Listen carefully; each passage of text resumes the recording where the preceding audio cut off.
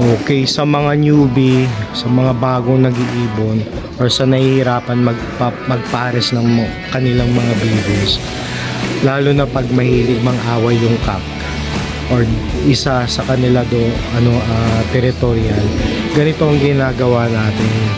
So meron tayong pairing cage. Yan, itong gitna divider yan, na i-slide yan.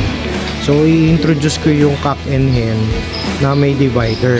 So pag nakita ko na sila nagdidikit or nagtutuka, yung tuka nila pinagdidikit nila, so isang sign na yan na halos parang pares na sila, ganyan. Tapos yung cock umuupo na. So eto, kahapon ko lang to sinalang na ganito.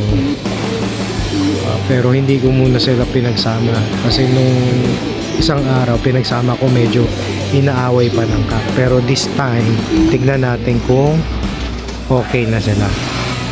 So hatakin nyo lang. Ayan. Tignan nyo lang kung ano magiging resulta.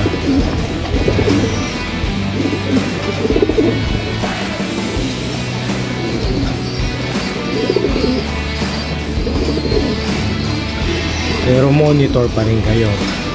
Pero once na nagkastahan yan, okay na yan, shoot na yan mga ka-SM.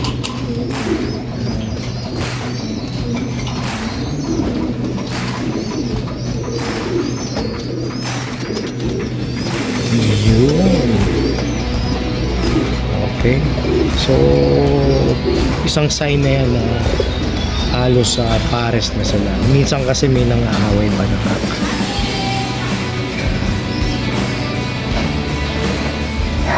Okay, successful. Mukhang iisa pa.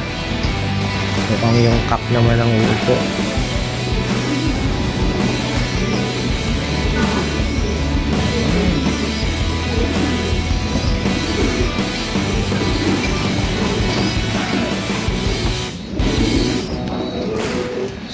So again mga ka-SF, pag nakita na natin silang pares na, yan yung time na ilalagay na natin sila sa ating breeding cage.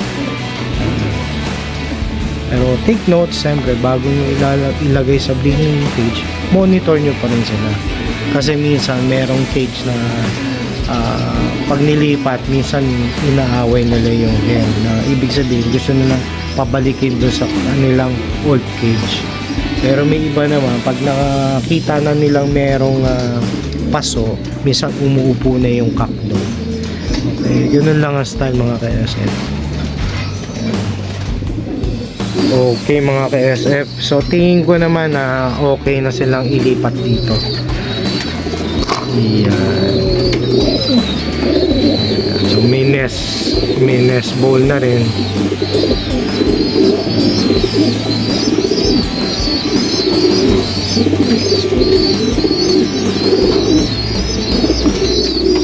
Yan yung isang, yan ang i-watch out nyo mga ka-SF, yung kahit na ilipat nyo yung pares na, minsan binubugbog ng cock.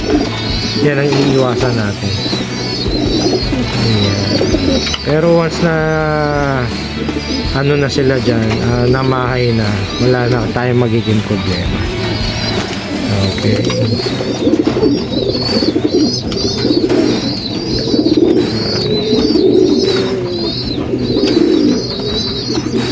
Monitor lang.